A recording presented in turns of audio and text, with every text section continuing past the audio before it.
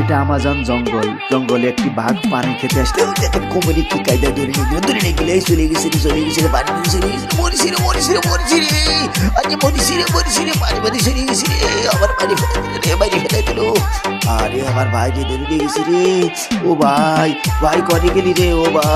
ভাই করে গেলি রে ভাই রে ধরে নিয়ে গেছে রে ও ভাই আরে আমার ভাই রে ধরে নিয়ে গেছে রে এই দড়িয়ে হাতে সরে করে হাজার পানি খাওয়া যাবি রে